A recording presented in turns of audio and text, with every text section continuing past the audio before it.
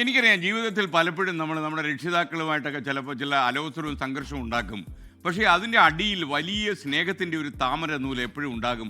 ഈ സംഘർഷത്തിന് അപ്പുറം കടന്നു പോകുന്ന ഒരു സ്നേഹവാത്സല്യങ്ങൾ നമ്മുടെ ജീവിതത്തിൽ ഇങ്ങനെ ചൂഴ്ന്നു നിൽക്കും. എന്നാൽ ചില ആളുകളുണ്ട്, മാതാപിതാക്കളുടെ സംഘർഷം നീട്ടിക്കൊണ്ടു പോകും.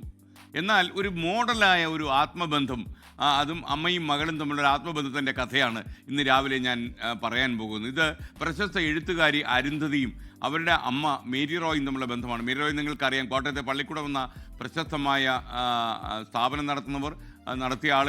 അതുമാത്രമല്ല, ക്രിസ്ത്യൻ പിന്തുടർച്ചാവകാശ നിയമം സംരക്ഷിച്ച് കിട്ടാൻ വേണ്ടി സുപ്രീം കോടതി കയറി ഒരു ഏറ്റവും നല്ലൊരു വിധി വാങ്ങിച്ചു തന്ന മേരി റോയ്, അവരുടെ ലോകപ്രശസ്തി അവരുടെ മകൾ എഴുത്തുകാരി അരുന്ധതി റോയ്. അപ്പോൾ അമ്മയുമായിട്ടുള്ള ചെറിയ തർക്കത്തിൻ്റെ പേരിൽ അരുന്ധതി വീട് വിട്ടുപോയി എന്ന് പറയുമ്പോൾ അവർ തമ്മിൽ അത്രയും ദേഷ്യത്തിലാണ് എന്ന് നിങ്ങൾ വിലയിരുത്തി കളയരുത്. അങ്ങനെയല്ല.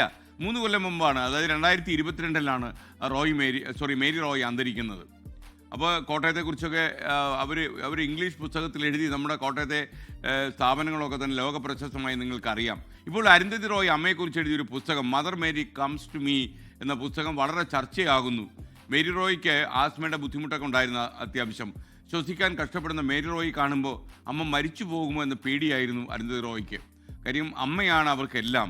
അവരമ്മയോട് വഴക്കടിക്കുമ്പോഴും അടിമനസ്സിൽ അമ്മയോടുള്ള വാത്സല്യം, ആ സ്നേഹത്തിൻ്റെ താമര നൂല് പൊട്ടാകാതിരിക്കാൻ എപ്പോഴും അമ്മയും ശ്രദ്ധിച്ചിരുന്നു. ഒരു ദിവസം വളരെ ഇടറിയ ശബ്ദത്തോടെ മേരി റോയ് ചോദിച്ചു, മോളെ ഇനി നീ എന്ത് ചെയ്യും എൻ്റെ കുഞ്ഞ് എന്നായിരുന്നു അവരുടെ ചോദ്യം.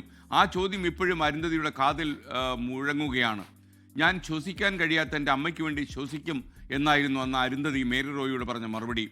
അമ്മയെ ഇഷ്ടമില്ലാഞ്ഞിട്ടല്ല ഞാൻ വീട് വിട്ടത്, എക്കാലവും അമ്മയെ സ്നേഹിച്ചുകൊണ്ടിരിക്കാൻ വേണ്ടിയാണ് എന്ന് ഈ പുസ്തകത്തിൻ്റെ ആമുഖത്തിൽ അരുന്ധതി റോയ് പറയുന്നുണ്ട്. പറഞ്ഞു വന്നത്, പിതാക്കളുമായുള്ള ബന്ധം എല്ലാവർക്കും ഒരുപോലെയാണ്. ചില ആളുകളുണ്ട്, 70, 60 ഒക്കെ വയസ്സായ അമ്മയും അച്ഛനെയും മാറ്റിമറിക്കാൻ പറ്റുമെന്ന് പറഞ്ഞ് കലച്ചലായി അവരോട് വഴക്കടിക്കുന്ന ആൾക്കാരുണ്ട്. പ്രായമായി കഴിഞ്ഞാൽ അവരെയൊന്നും അങ്ങനെ മാറ്റാൻ പറ്റില്ല.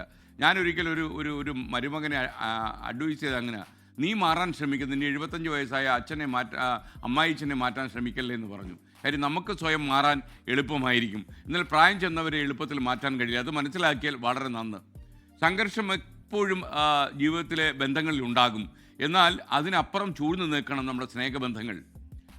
അതായിരിക്കണം ഏറ്റവും പ്രധാനപ്പെട്ട കാര്യം. മേരി റോയും മകൾ അരുന്ധതി റോയും തമ്മിലുള്ള ബന്ധത്തിൻ്റെ അടിത്തറയും അത് തന്നെയായിരുന്നു. അപ്പം രക്ഷകർത്താക്കളോടുള്ള നമ്മുടെ പിണക്കങ്ങൾ നമ്മുടെ സ്നേഹത്തെ ബാധിക്കരുത് എന്നൊരു നല്ല ചിന്തയോടെ നമുക്ക് ഇന്നത്തെ മോർണിംഗ് ഷോ തുടങ്ങാം. ലോകത്തെവിടെയായാലും ഏത് സമയത്തും 24 വാർത്തകളും ഓഗ്മെന്റഡ് റിയാലിറ്റി പാക്കേജുകളും എക്സ്പ്ലെയിനറുകളും വിശദമായി കാണാൻ ഞങ്ങളുടെ യൂട്യൂബ് ചാനൽ നിങ്ങൾക്ക് സബ്സ്ക്രൈബ് ചെയ്യാം.